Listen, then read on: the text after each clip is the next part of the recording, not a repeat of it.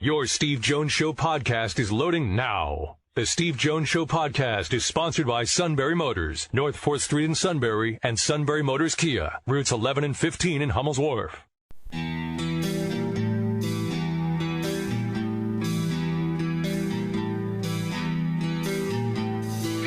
Sports talk where your voice counts. This is the Steve Jones Show on News Radio 1070 WKOK. Now from the Sunbury Motors Studio, here's Steve Jones.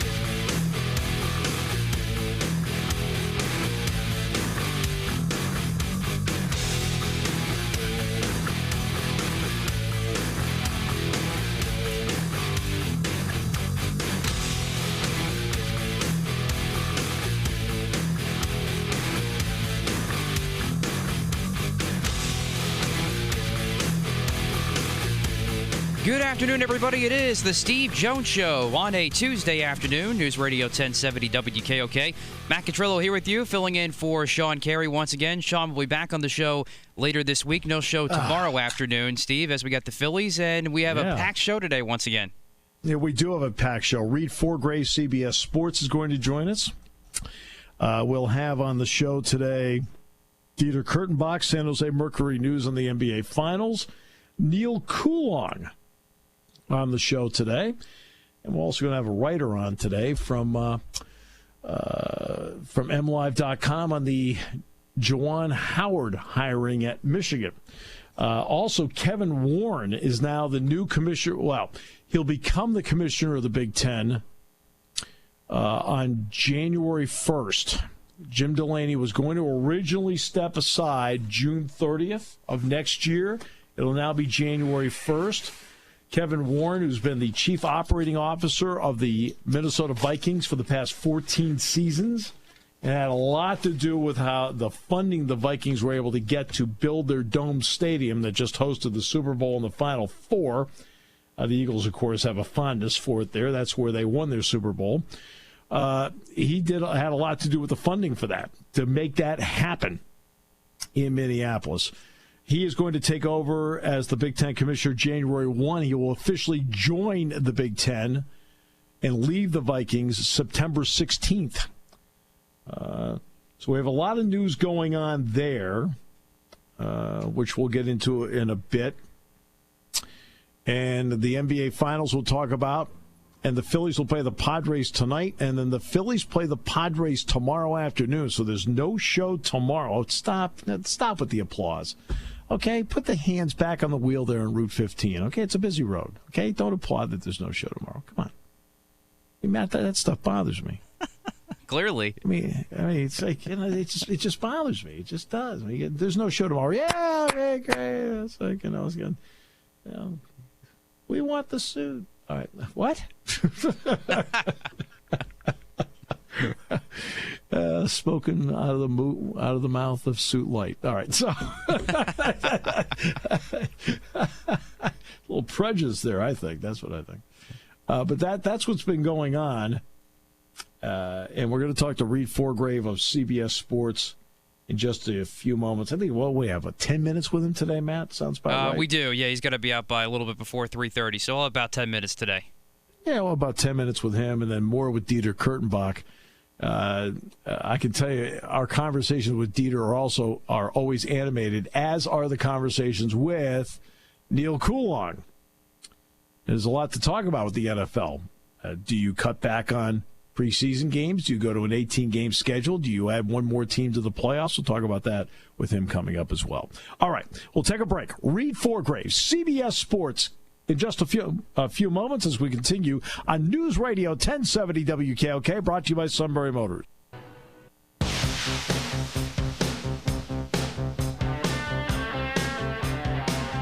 Great to have you with us on the show today. Today's show brought to you by Sunbury Motors, 4th Street in Sunbury. Sunbury Motors Kia, routes 11 and 15 in Hummel's Wharf. Very pleased to be joined by Reid Forgrave from CBS Sports. Reid, welcome back to the show. It's great to have you with us. How's it going in my home state of Pennsylvania? I know. You're back home again, man. Everything's going well here. We got to get you back in the we got to get you back in the state, though. All my high school friends went to Penn State, so I've spent many not quite sober night at in State College, and that is one of my favorite campuses in the country. I'm glad to hear that. People love hearing that when you say that. All right, I got to ask you now about this NBA final that's going on right now.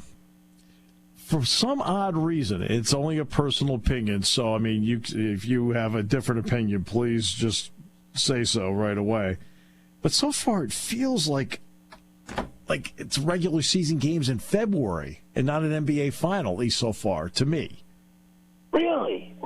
I mean, maybe it's because I was, like, in the moment in Toronto, right? And you never know what comes through on TV and what doesn't. But it felt like this is the biggest event that's happened to Canada since, like, its independence. Like, the feeling outside the stadium where people are, 8 hours before the game, they're lining up around Scotiabank Arena. The whole city, like grandma on the airplane being like, oh, these Raptors, I don't follow basketball, but, boy, I'm so excited about it. Like, they're just all over town. Everyone's just, like, going gaga over Kawhi, and, we need to make him stay. To me, and maybe it's just because I've fallen in love with Toronto as a city over the past week, but it's been high drama, and the fact that the Warriors are at this point that they're at where, I mean, look, they're still the Warriors. I'd still say they're favored in the series, but they're kind of on the ropes, with all these injuries they have. Like, who knows when Kevin Durant, or if Kevin Durant comes back, who knows when Klay Thompson comes back and how good he's going to be. Like, this, I do think, I know that one year with Cleveland where they, blew a 3-1 lead. That year was like a complete anomaly, right? But this year feels like their most legit challenge for the Warriors during their entire 5-year run. That what happened with Draymond in that Cleveland series, him getting the technical, and then like the Cavs building off that and winning 3 in a row. That was such a fluke, right? Cavs still didn't do it. They're still the best player on earth. But this one feels like a very, very real threat to the Warriors' dominance. So let's get to the Kawhi Leonard part, a stage that he has thrived on before as a former playoff MVP. How difficult is it for Golden State to match up with him, especially if Klay Thompson, who's a fabulous defender, can't go? I mean, it's close to impossible, Like, Kawhi has been – the past 2 years have been just bizarro world for Kawhi Leonard. At the beginning of last season, he was everybody's chic pick to be the MVP. Then he has that bizarre injury and misdiagnosis and all the drama with the Spurs and kind of forces his way out of town. I'd wipe that year off the books. And then I look at this year. He only played 60 games during the regular season. Clearly wasn't trying his hardest. But what we've seen during the playoffs, I think, is the true Kawhi Leonard.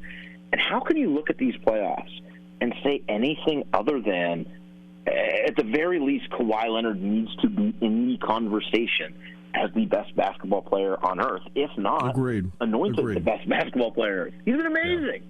Yeah. Yes. No, exactly right. I remember watching him in college at San Diego State because Penn State was in the same bracket they were in the NCAA tournament out in Tucson. Mm-hmm. Right? I mean, they could have announced outside that there was an invasion. He'd be like, all right, really? They want to go to the game? He's the coolest cat out there. He's a wild character, right? Like, just the fact that we saw that one outburst of emotion from him when he hit that shot against Philly. But, like, other than that, like, anything can happen to him, and he's just unflappable. And that personality is the personality this entire team has taken on. Nick Nurse is just cool as a cucumber as a head coach. Kyle Lowry, Fred VanVleet, all these guys. And I think that's one secret to their success, because there have been times during this postseason, specifically in that Sixers series, also in that Bucks series, where it looked like the Raptors were, close to toast. I think this team's awesome. I think, and seeing, I know that there's all these dumb stories in the U.S. about like, oh, finals ratings are down, worst in 10 years. I'm like, you idiots! It's because those ratings don't include all these people north of the border. You're going crazy over it. Right. Toronto doesn't count in the ratings in the Nielsen's. They don't count. So, I mean, a lot of people don't realize that. It's like it's not a metered market for the United States. Something like a third of the people in Canada watched Game 2. A third of the people. I know it's a small country, but my goodness, that's a Super Bowl-ish numbers. Right, that's remarkable. I want to ask you about Kyle Lowry. Obviously, when he plays well, it's a huge plus. But he's found himself in foul trouble in this series, and he's found himself in foul trouble in a couple of other playoff games. Why? He makes some silly plays like that. I can't remember if it was his fifth foul or his sixth foul that he made in Game 2, but it was like this frustration foul. He just kind of like reached in on in transition where he had like no chance to get a steal. I don't know why he does it. Like Kyle Lowry. That dude has more guts and more courage than just about anyone out there. He'll step in front of anybody. Like Zion Williamson could be charging a lane, and Kyle Lowry could just appear and be like, cool, man, I'll take this one for the team. But I think part of that is taking a risk. Block charges are 50-50 plays. And a lot of times they're among the hardest calls for refs to make. Guy's got to have his feet set and make sure he's not in the restricted area. It's very much a judgment call. So I think that's part of it. Part of it is just he's playing aggressively. And I think that's something that we've seen from Kyle his whole career, that he can be a little bit inconsistent as far as that goes. It's not a knock on him. It's like his greatest characteristic is that he goes all out and that he's such a winner. But sometimes it can almost be like he goes too all out and can end up losing his focus in the long run. And we can look at his the foul trouble this series and a little bit earlier in the playoffs. And we can look at his, frankly, offensive numbers this series and be like, oh, Kyle's having a terrible series.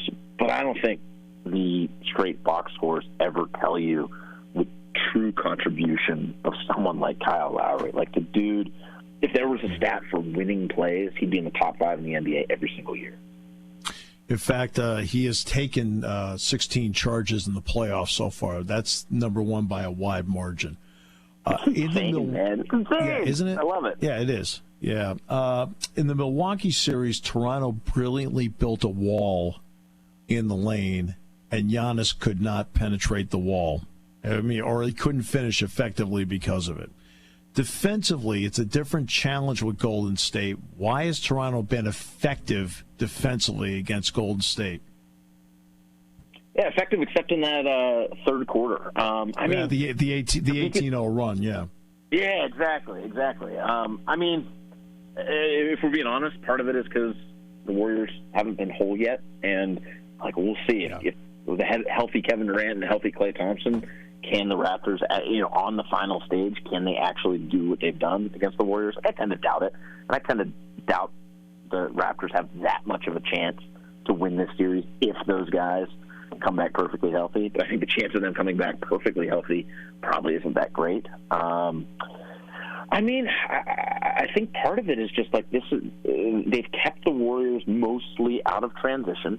At least in Game 1, they did not turn the ball over that much. The Raptors didn't, and that helped them get back on defense. And I think that's huge for them because they have such a good half-court defense. They just throttle people. They choke you out in the half court. They're so smart, and there's bodies flying everywhere, and they're great at I don't even know how to describe this. It's like they can double team someone without giving up the open man. They're so quick to recover, so good in their rotations. I just think it's a really, really smart defense with a lot of size and athleticism.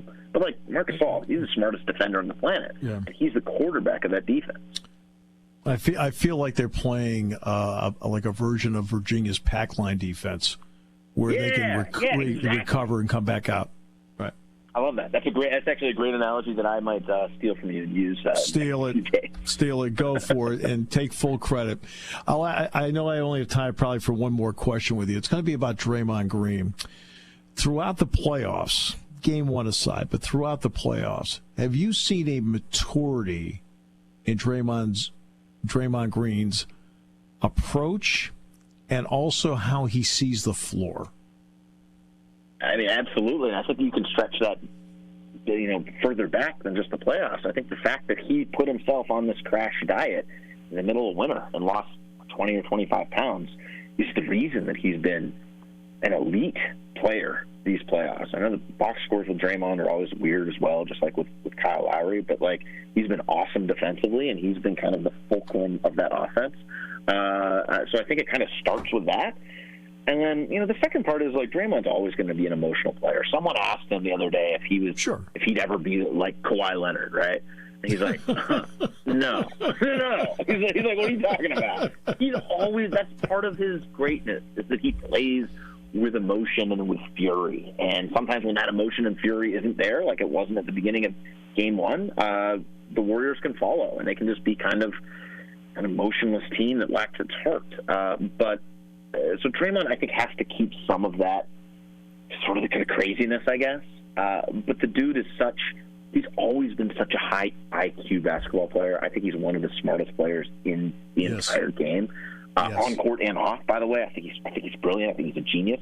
But the fact that he has been able to be a leader, keep his emotions in check, even though not hiding them, it's impressive. I think he's matured light years. I don't think it's coincidence that he's got a contract coming up in a year and a half. But yeah, man, I want that guy on my side, right? No matter what sport I'm playing, that's a dude you want on your side.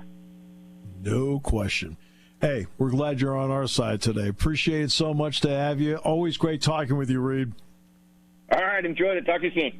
Yeah, all right. Reid Forgrave, CBS Sports on the NBA Finals. Coming up in the next half hour, we'll talk with Neal Coolong. We'll get into a little football, talk about the NFL. There's also been, we talked about the new commissioner of the Big Ten, which will be Kevin Warren. What will happen now, instead of Jim Delaney stepping down June 30th next year, he will step down on January 1. 30 years. And Kevin Warren will become the 6th commissioner of the league. Now, he's going to start his job September 16th. And that way he can get into the transition alongside Delaney. What Kevin Warren is going to inherit, he is going to inherit a situation where all the parts are in place and he doesn't have to take immediate action on anything right away. The TV deals are in place till 2022. Now, in 21, you want to start laying the groundwork. But in 20, he won't have to do anything except stay in touch with everybody. But the TV contracts will be up in 22. So in 21, he can lay the groundwork, and then he can negotiate. All the bowl deals are in place. That was the other announcement that they made today in the Big Ten. Starting in 2020, the Holiday Bowl will be out. So the Holiday Bowl gets one last go-around in the Big Ten. All right, that's this year. Then starting next year, these are all 6-year deals that run through 2025.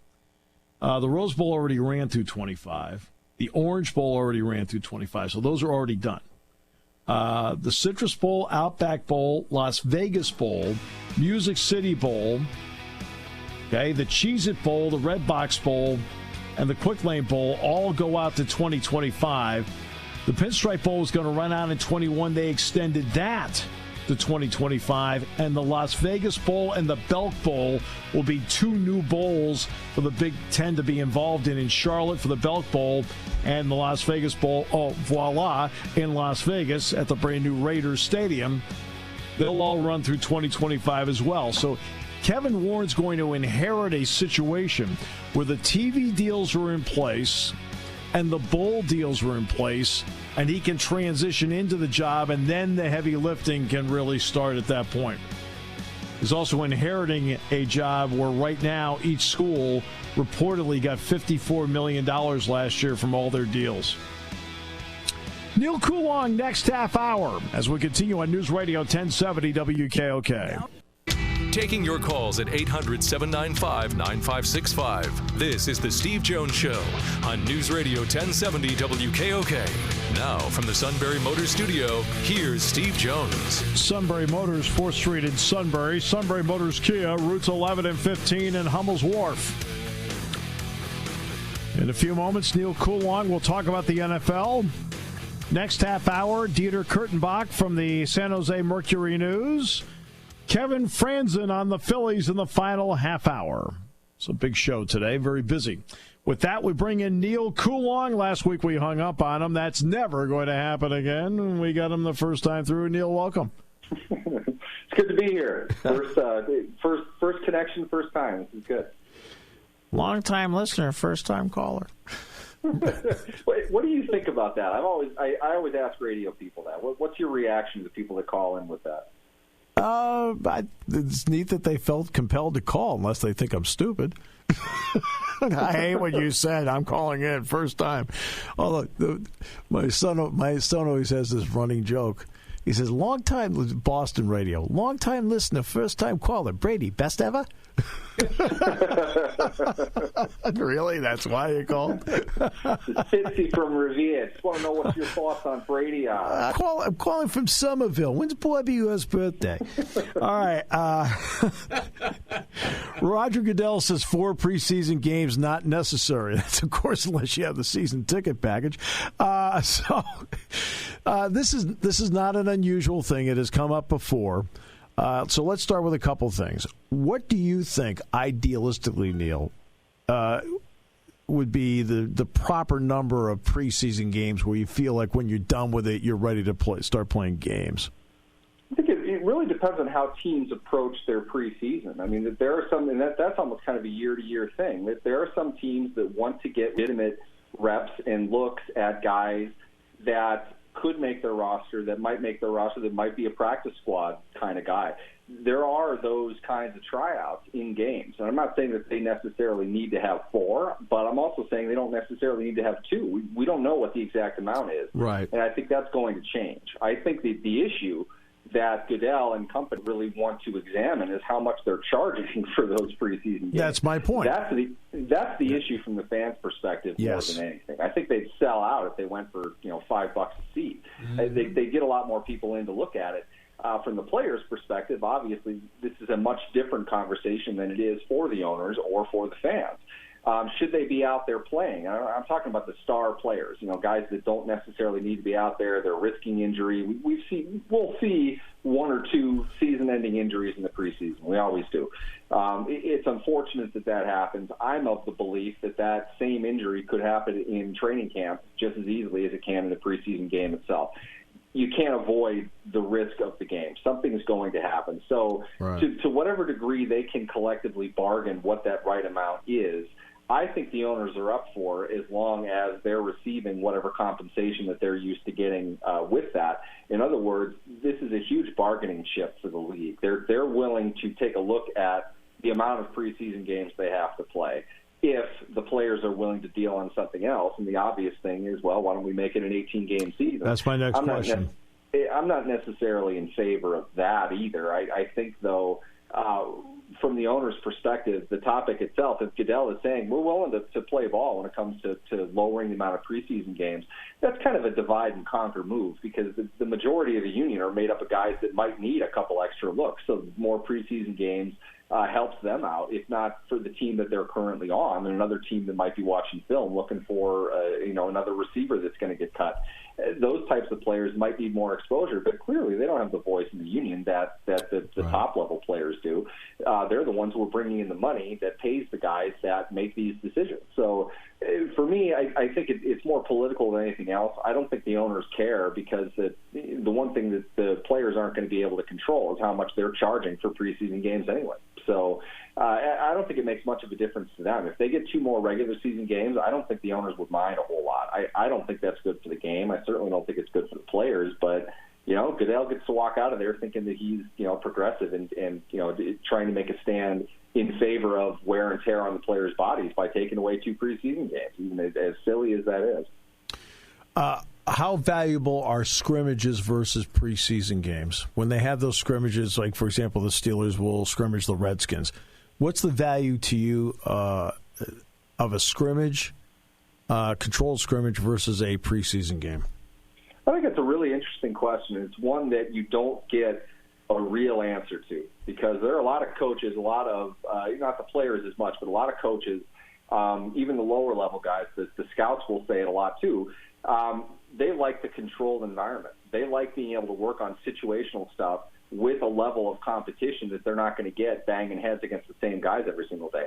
If just a team off the top of my head, the Chiefs were to come to Latrobe to scrimmage the Steelers, usually it's in front of a preseason game that they'll play. The work that they get in is that week. The drills and everything. It's the sense of camaraderie that builds. You're actually going up against other guys. It gives a lot of guys better look. They get more out of it overall. Most of the coaches, though, aren't going to say that on the record, but the ones that I've spoken to, and it's been a few of them, they prefer a scrimmage kind of environment like that in camp because it's more simulated. They can control more. They don't have to play a bunch of meaningless snaps that they don't really need, and they can get the work in that they want to get, and they can get looks at guys in the specific controlled situations that may not come up in a game. It's possible you never have a 3rd and 3 situation during a preseason game, so you don't know how this running back is going to look.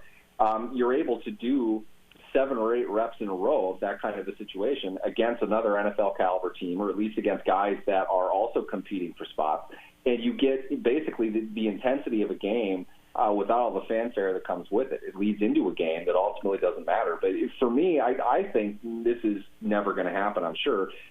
If they were to charge for those kinds of scrimmages, to do drills in a controlled environment with some fan-friendly kind of stuff worked in, I think a team could get some revenue out of that. I think a reasonable person would pay $5, maybe $10 to go to that kind of a scrimmage if it's close, if it's in the non-NFL corporatized sort of environment. If you're out in Latrobe, if you're in a different environment and you're seeing everybody that's out there, and it's done not entirely for the fans, but you're seeing NFL level competition. The top guys are going however long they're going to go. Right. I think more people would be interested in something like that than they will the pomp and circumstance of a preseason game as we know them now. And guess what? You're a $15 billion business, right? And by the way, $15 billion and going higher. You charge $5 per, you close it, and guess what? You take the money and give it to NFL charities. Yeah. And guess what? Now you look good for doing it. Exactly. That's exactly it. They can do more. Trying to put this in the most appropriate way that doesn't make me sound like I'm all about giving away other people's money, but you can earn more by things other than just profit. The goodwill in the community. Building up that fan base, the future fan base. If you're catering it to kids, they're going to want to be involved in your product. You're building out a future audience, and it's not like you're giving it away either. Right. You're earning the money. You're bringing in something that you're going to do anyway. Just add a little bit to it for one of those days out of the week. People are going to pay to come and see it. Make it fun. Make it something of a rivalry. Players can do stuff for charity while they're there as well. Hey, even heaven forbid, they can wear whatever cleats they want. Sure. You can do all kinds of stuff with this. Yes. It's there for the taking if the NFL would take on a more progressive approach to what they do. But I don't think they're at the point where they're willing to do those kinds of things. But it's a shame. They shouldn't be talking about getting rid of 2 meaningless preseason games. They should be finding ways to maybe not reinvent their product, but reach different audiences in different ways, stuff that they haven't quite done before, they haven't tried before. The 18-game schedule would be one that the players would balk at because they would, we're playing 2 more regular season games, we want more money. That will be obviously the argument in this that has to be negotiated moving forward. Now there's another part to this. There's, once again, the possibility of expanding the playoffs by one more team and only having one team have a first-round bye. Now, this is, again, these are proposals. I throw that proposal out on the table. What say you? I think it's good to always reevaluate what you're doing. And if you think about it, having 2 teams with byes is a little odd. It's a little awkward. The difference between the 2nd seed and the 3rd seed most often isn't a whole lot anyway. So the difference between the 1st and the 3rd probably isn't all that much. Having one team, having teams have to fight longer into the season to get that, coveted, week off. I think it might create a little bit more of an advantage for that one team. Mm-hmm. But at the same time, I think there are a lot of teams that are playing pretty good football toward the end of the year, and putting more of them into the playoffs creates, more of a true sense of who the best team really is. There are teams that finish 8-8 in the season that played really well over the last 5-6 games. You know, I look back to the Steelers in 2013. I don't think anybody would have wanted to play them in the playoffs, and they narrowly missed the most impossible playoff situation I think the Steelers would have ever had they got in. They would have been tough to beat. And I believe, correct me if I'm wrong, but the Chargers, who got that last seed at 8-8 in the playoffs, I think they won their first game. So I mean, you have teams that are so close in that middle range. Expanding it, I think, can create a little bit more excitement. But I also do believe that it should be limited. I mean, the NHL, it's not so much that you got into the playoffs; it's that you're terrible that you didn't get into the playoffs. Yes. That I don't want to create that sort of mentality either. A good example, I think, is baseball. I think the weirdness of what they're doing with the one and in setup that's largely determined 2.5 weeks ahead of time. There isn't the drama and suspense that they want to have with it. But I think if you were to set up a playoff format in which you see teams that really are playing the best, because you don't see teams that start 0-8 and win their last 8 games. That doesn't happen. But you do have teams that start off 4-6 that end up playing really well down the stretch. They finish 9-7 and miss out on a tiebreaker. Right? 16 games in a season might not be quite enough to say these are the best teams come January. I think maybe another playoff game, not a regular season game, but adding another playoff game includes more of the teams that you would want to see more often than it would the 9-7 team that finished 7th in a bad conference that year. I don't think that situation would come up as often. Which then brings, I believe, it's the Kansas City Chiefs proposal, and their proposal is to reseed. In other words, instead of having the first 4 seeds be all the division champs, now the division champs, yeah, you're in, but when it comes to seeding 1 through 6, it's done by record. What's your thought on that?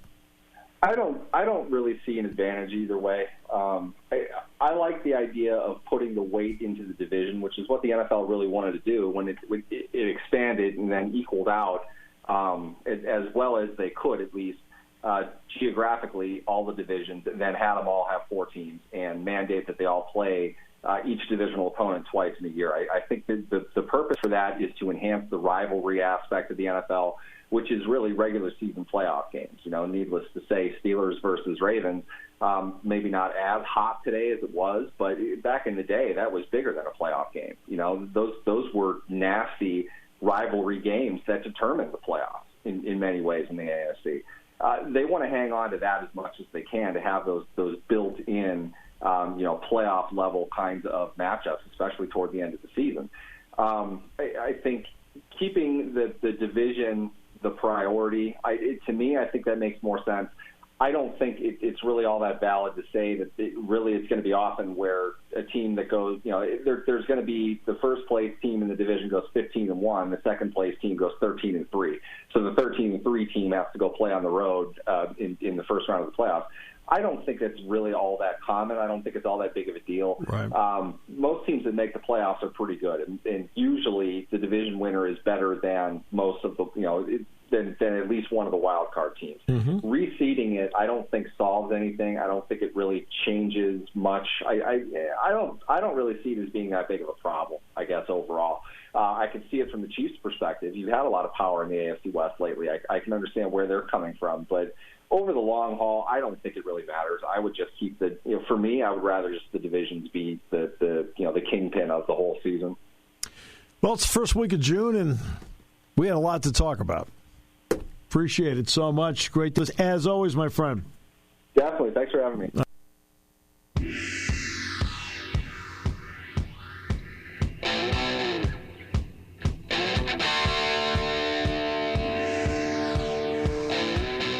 The Phillies have not been shy about sending their first-round pick to Williamsport.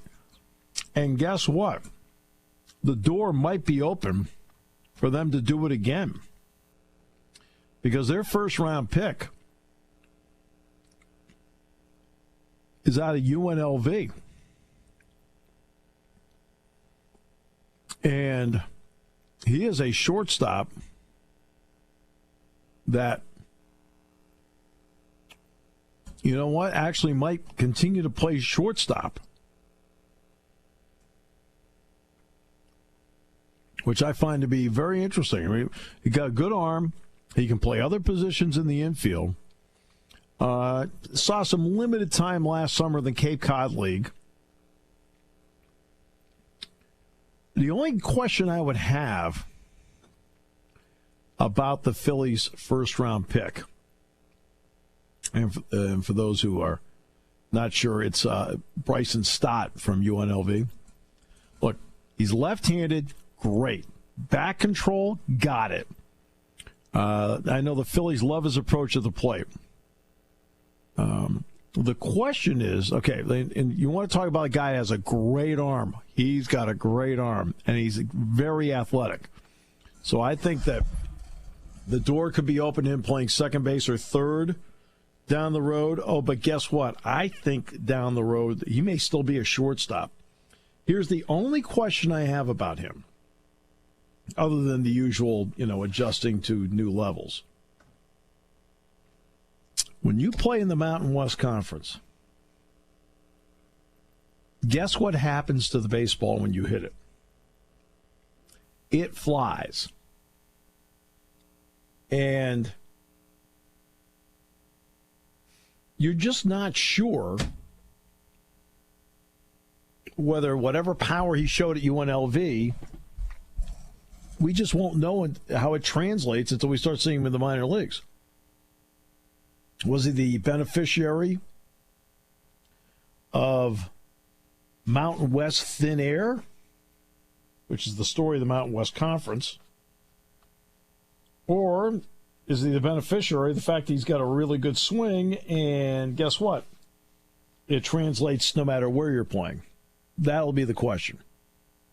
Can't answer that until he starts playing games. And you know what? College player. And the Phillies have not been shy the last couple of years about sending their first-round pick, if it's a college player, to Williamsport. Now, same thing with the Spikes. They don't see what the Cardinals want to do with Zach Thompson from Kentucky. First-round pick. Same story.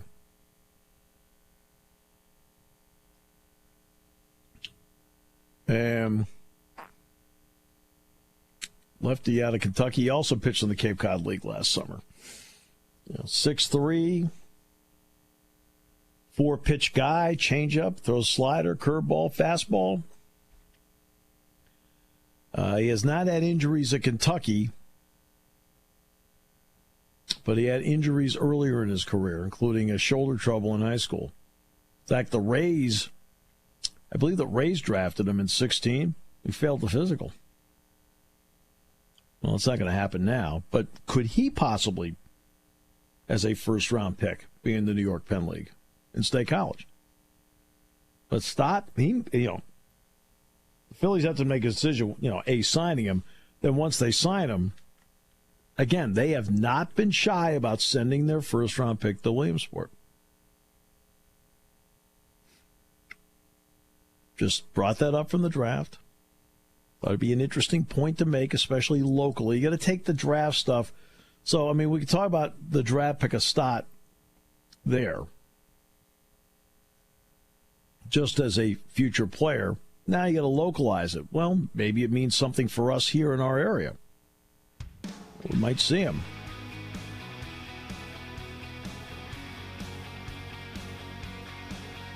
Pirates picked another high school pitcher. They have had a very mixed bag when it comes to picking high school pitchers high. Very mixed bag. Orioles got one of the top players in the draft, the catcher out of Oregon State, right out of the gate.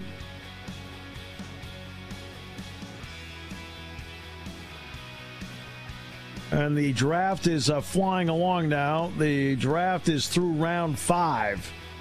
It's the second day of it. They'll take it to round 10 today, and then rounds 11 through 40 will be tomorrow, which means it's going to be rapid fire. In fact, looks like the Dodgers just picked Matt Catrillo. So I'm not saying it's an exact science as to how they're doing it.